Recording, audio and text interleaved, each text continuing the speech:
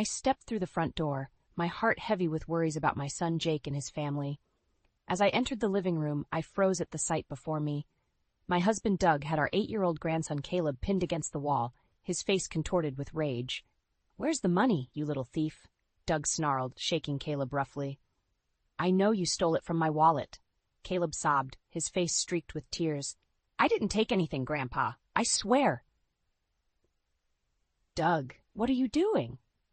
I cried out, rushing over to pull him away from Caleb. "Have you lost your mind? He's just a child." Doug released his grip on Caleb, who ran to me and buried his face against my legs, trembling. I wrapped my arms around him protectively, shocked by my husband's uncharacteristic outburst. "Money's missing from my office," Doug said gruffly, avoiding my accusing stare, "and this little brat was snooping around in there earlier." "That doesn't mean Caleb took anything," I said firmly, stroking our grandson's hair to soothe him. "You know he would never steal from us." Doug's jaw clenched. "Well, the money didn't just disappear on its own. Someone in this house is a thief." My mind reeled as I tried to make sense of the situation. Jake and his wife Amber had always seemed like the perfect couple, doting parents to Caleb. What could have driven one of them to steal from us? Just then, the front door opened and Amber walked in, her pretty face etched with worry. "What's going on?" I heard shouting. Her eyes widened as she took in the scene, Doug's furious expression, Caleb clinging to me and crying. I saw a flicker of fear cross her features before she masked it. "Doug, I need to talk to you," Amber said, her voice shaking slightly. "In private. It's important." I tensed, sensing that whatever she had to say would be the key to unraveling this painful mystery. After settling Caleb in the kitchen with a snack, I followed Doug and Amber to the back patio, bracing myself for the truth. Amber took a deep breath, twisting her hands nervously. "I know what happened to the missing money," she said, her eyes welling with tears. "It was me. I took it." Doug exploded. "You lying, thieving." "Let her explain," I cut him off sharply before turning to Amber. "Why would you do this? Steal from your own family?" She broke down, sobs racking her slender frame. "I'm so sorry," Amber choked out. "I never meant for it to go this far, but I'm in trouble, deep trouble." The story came out between gasping breaths and fresh tears. Amber had been hiding a serious gambling addiction, racking up massive debts in secret. Desperate to get money to pay off her bookies before Jake found out, she had resorted to pilfering cash from Doug's office for months. "Please, you can't tell Jake," she begged us. "It will destroy our marriage. I'll get help, I swear. Just give me a chance to make this right." I looked at Doug, seeing my own shock and disappointment mirrored in his eyes.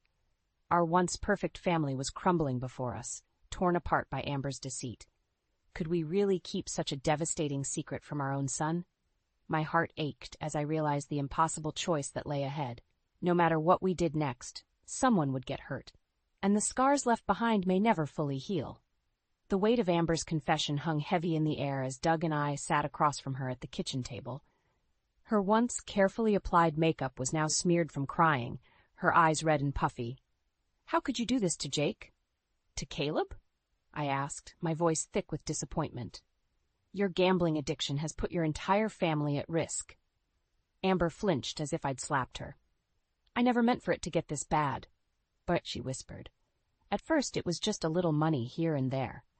But then I started losing more than I could afford." Doug slammed his fist on the table, making us both jump. "And you thought stealing from me was the answer? Do you have any idea how much trouble you're in?" "I'm sorry," Amber sobbed. "I was desperate. The bookies were threatening me, saying they'd come after Jake and Caleb if I didn't pay up." A chill ran down my spine at the thought of my son and grandson in danger because of Amber's reckless behavior. How had she let things spiral so far out of control? "How much do you owe?"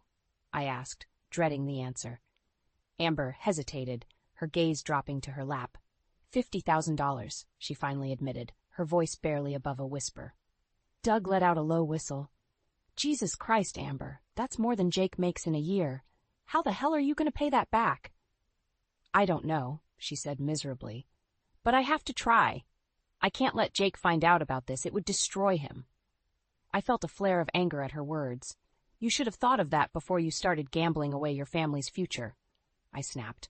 Amber's shoulders shook with fresh sobs. I know, but please, Tina. Doug, you can't tell Jake. I'm begging you. I exchanged a long look with my husband, seeing the conflict in his eyes. As much as we wanted to protect our son from the truth, we both knew that keeping Amber's secret would only make things worse in the long run. We can't lie to Jake, I said firmly. He deserves to know what's going on. Amber's face crumpled. Please, just give me a chance to fix this on my own. I'll do whatever it takes, get a second job, sell some of my things.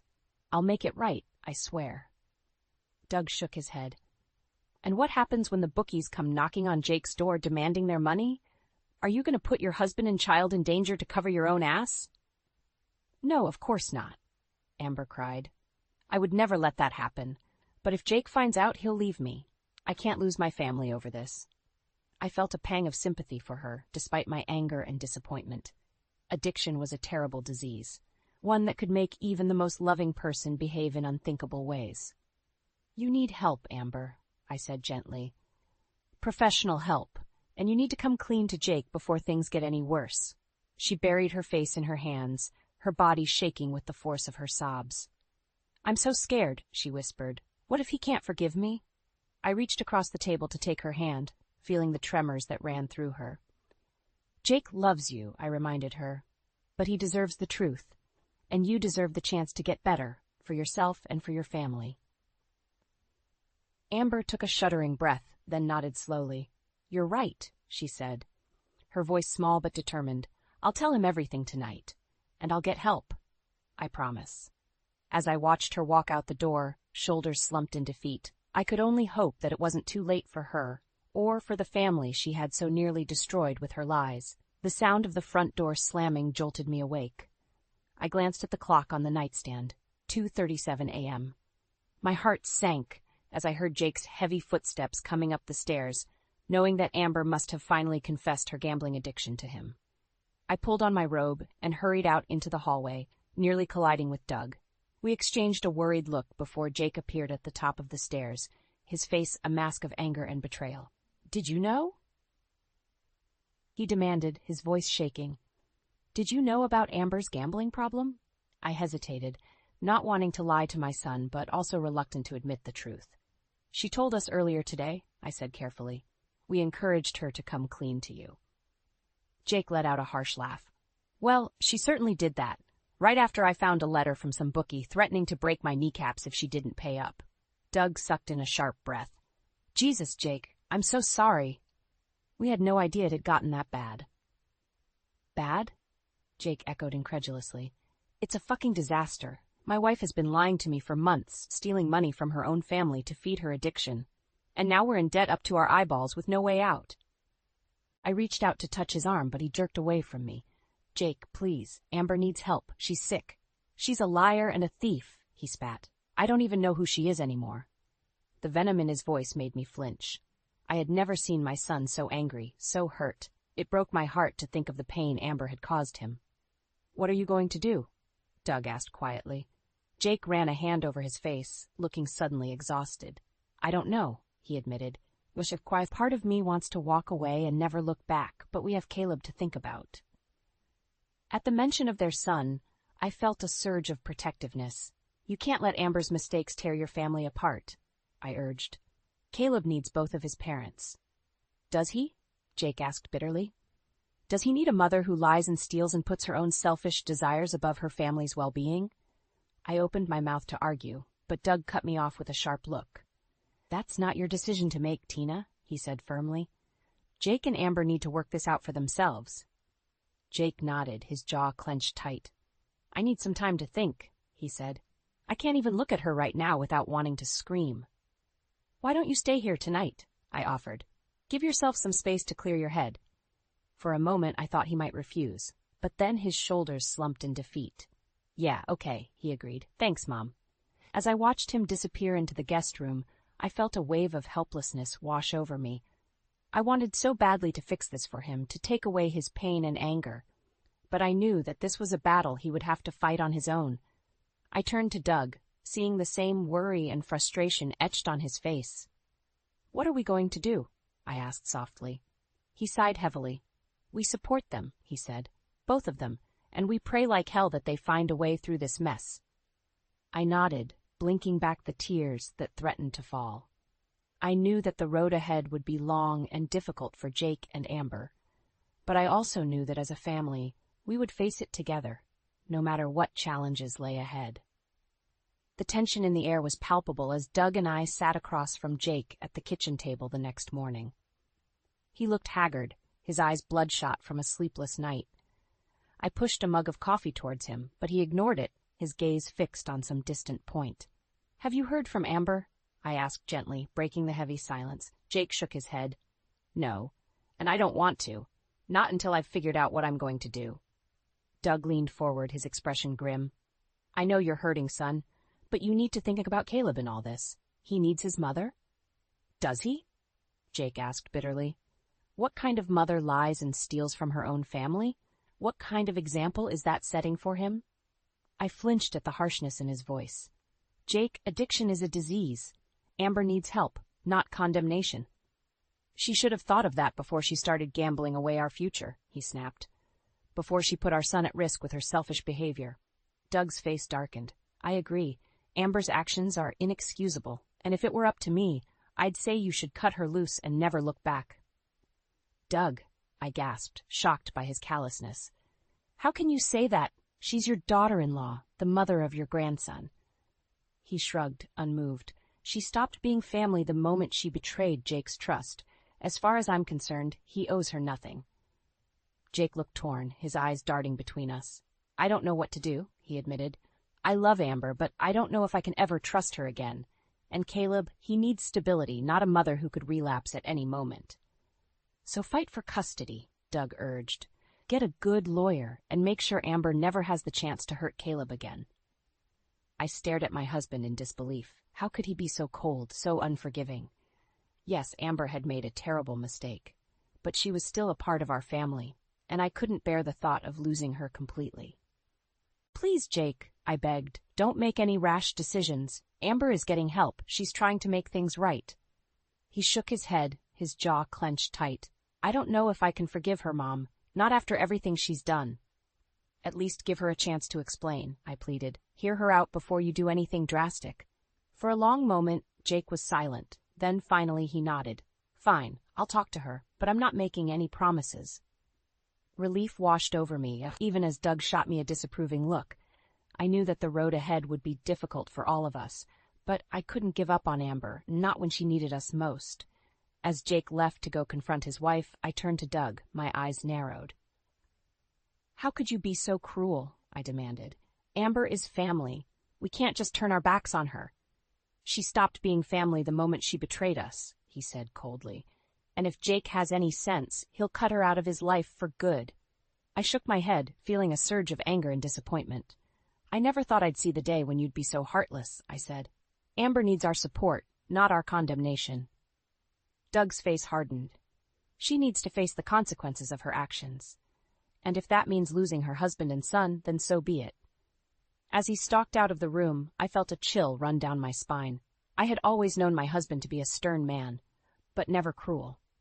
Now, I couldn't help but wonder if I even recognized the person he had become, or if our family would ever be the same again. The days following Jake and Amber's confrontation were tense and uncomfortable. My son had agreed to give his wife one more chance, but the trust between them had been shattered. I could see the strain on both their faces, the way they avoided each other's eyes and spoke in clipped, formal tones. I tried my best to be supportive, offering to watch Caleb so they could have time to talk things through. But every time I brought up the subject of Amber's addiction, Jake would shut down, his jaw clenching with barely suppressed anger. It was during one of these conversations that I made a shocking discovery. I was tidying up Doug's home office, sorting through the piles of paperwork that had accumulated on his desk, when I stumbled across a series of bank statements. At first glance, they seemed innocuous enough, but as I looked closer, I felt my blood run cold. There, in black and white, were a series of withdrawals from our joint savings account, thousands of dollars, all funneled into an account I didn't recognize. And the dates. They went back months, long before Amber's gambling addiction had come to light. With shaking hands, I confronted Doug that evening. "What is this?" I demanded, thrusting the statements at him. "Where has all this money been going?" For a moment, he looked like a deer caught in headlights. Then his expression hardened. "That's none of your concern, Tina. I'm handling it." "Handling what?" I pressed. "Doug, this is our money, our future. You can't just take it without telling me." He sighed heavily, running a hand over his face. "Fine. If you must know, I've been giving Amber money to help pay off her debts." I stared at him in disbelief. "What? Why would you do that? We agreed to let Jake and Amber handle this on their own." "Because I don't trust her," Doug said bluntly. "I've been keeping tabs on her, making sure she's not falling back into old habits, and when I saw how much she owed, I couldn't just stand by and do nothing." Anger surged through me, hot and bright. "So you went behind my back? Behind Jake's back? Doug, how could you?" "I did what I had to do to protect our family," he snapped. "Amber's addiction has already caused enough damage. I won't let her drag us down with her." I shook my head, feeling sick to my stomach. "This isn't protection, Doug. It's enabling. You're not helping Amber. You're just making it easier for her to keep gambling." "That's not true," he argued. "I've been making her give me receipts, proof that she's using the money to pay off her debts. I'm keeping her accountable." "And what happens when Jake finds out?" I demanded. "What happens when he realizes that his own father has been lying to him, just like Amber has?" Doug's face paled. "He won't find out, because you're not going to tell him." I let out a harsh laugh. "You really expect me to keep this a secret from our son? Doug, this is wrong. You know it is." "What's wrong is letting Amber destroy our family," he said coldly. "And if keeping this secret is what it takes to prevent that, then so be it." I stared at him, hardly recognizing the man I had married, the man I had loved for over 40 years. In that moment, I realized that Doug's obsession with controlling Amber had blinded him to the damage he was causing, and I knew that if I didn't put a stop to it, our family might never recover. "No," I said firmly. "I won't be a part of this, not anymore. Amber needs help, not more lies and deceit, and if you can't see that, then I don't know what else to say to you." As I turned and walked away, I felt a heaviness in my heart that I had never known before.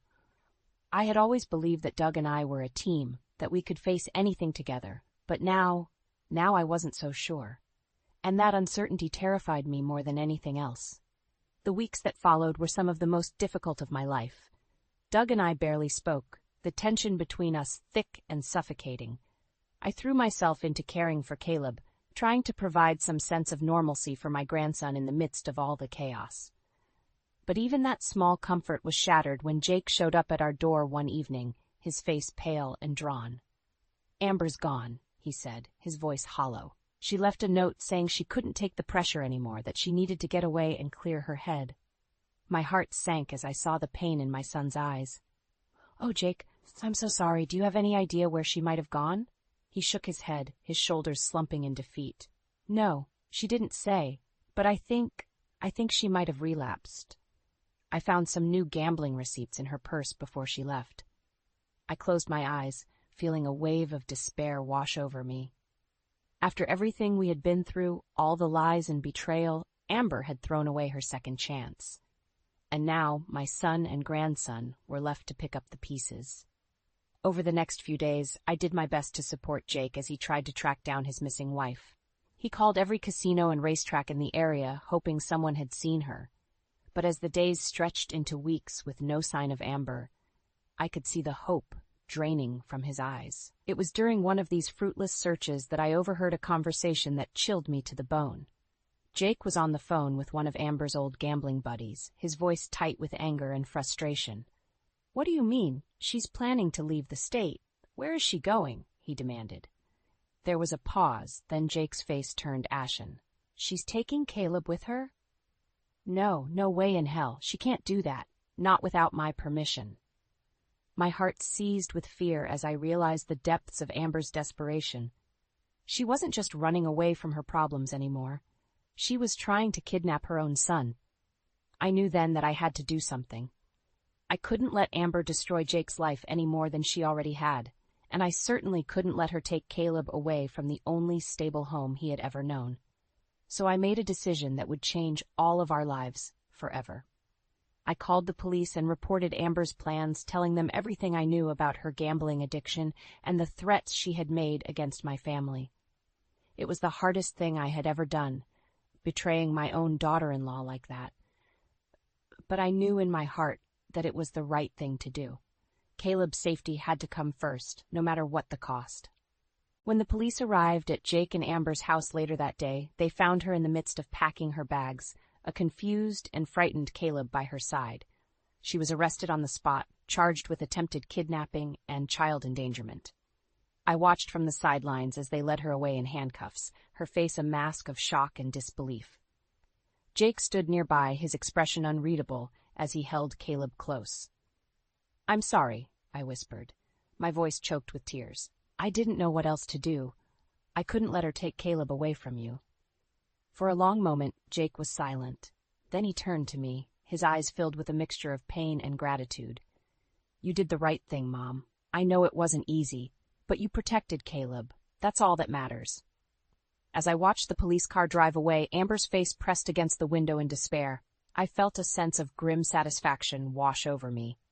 She had brought this on herself, with her lies and her selfish choices, and now she would face the consequences.